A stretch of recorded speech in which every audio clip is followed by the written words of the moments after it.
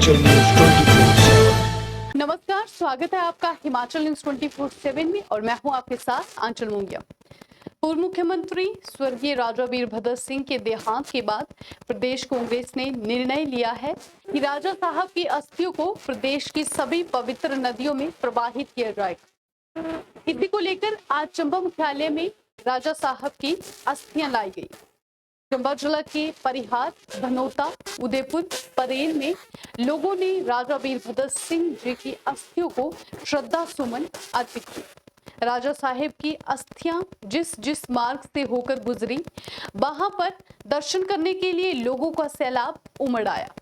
बाद में अस्थि कलश को चंबा के ऐतिहासिक चौगान में रखा गया। वहां पर शहर के सभी लोग राजा साहिब की अस्थियों को श्रद्धांजलि अर्पित कर रहे हैं और कल सुबह रावी और साल नदी के संगम भगोत में इन अस्थियों को प्रवाहित किया जाएगा।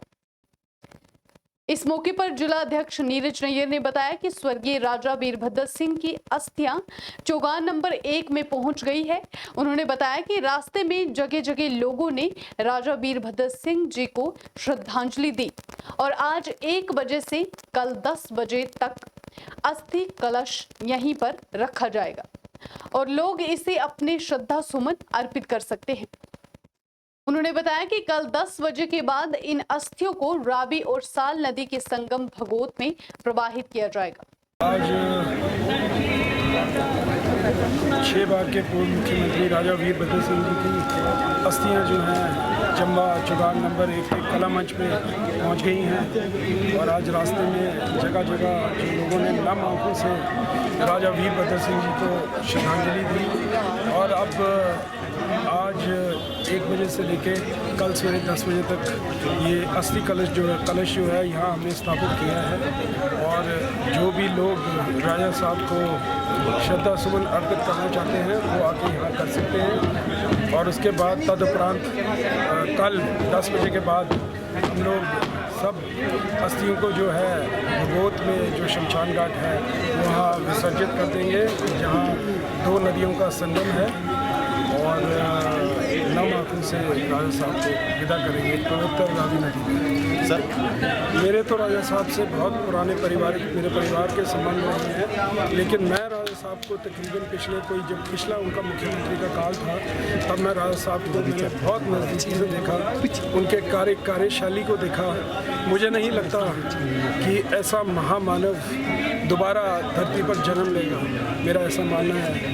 और वो असल में एक तो राजा होता है और एक वो लोगों के दिलों में वो राज करते थे। उनका व्यक्तित्व ऐसा था। आज भी जब हम रास्ते में क्रॉस किए तो लोगों ने नम आंखों से उनको श्रद्धांजलि दी और इतने भारी संख्या में लोग जो थे वो अपने श्रद्धा सुमन अर्पित करने आए। तो ये उनकी कमाई थी, ये उनकी 60-65 साल की कमाई थी। 5 साल वो पार्लियामेंट में रहे एज MP, 9 बार लगातार वो MLA रहे। मैं नहीं सोचता पूरे हिंदुस्तान के अंदर कोई इतना लंबा कार्यकाल किसी भी पॉलिटिकल आदमी ने इतना लंबा सफ़र तय किया हो। और नॉट आउट बैट्समैन की तरह वो रिटायर हुए। हाल ही में वो MLA थे अर्की से और बहुत लंबी लड़ाई जो थी कोरोना की वजह से उनको 2 बार कोरोना हुआ, लेकिन राजा साहब को हिमाचल प्रदेश जो है कभी नहीं भूल पाएगा। चाहे कोई भी हिमाचल का क्षेत्र हो, राजा साहब पांगी से लेके मंडी तक पैदल उन्होंने पदयात्रा की है। एक एक हिमाचल के कोने को वो जानते थे और गरीब आदमी के साथ उनका जो लगाव था वो तो वाकई में ही सब दुनिया जानती है। मेरे ख्याल से राजा तो थे ही थे, लेकिन उसके साथ एक फ़कीर भी थे। तभी तो ये नारा लगता था, राजा नहीं फ़कीर है, हिमाचल की तकदीर है। और हम नम आंखों से राजा साहब को कल जो है पवित्र रावी नदी में उनकी अस्थियों का प्रवाह करेंगे और परम परमात्मा से प्रार्थना करेंगे कि उनकी आत्मा को शांति दे। हिमाचल न्यूज 24/7 के लिए चंबा से जितेंद्र मेहरा की रिपोर्ट।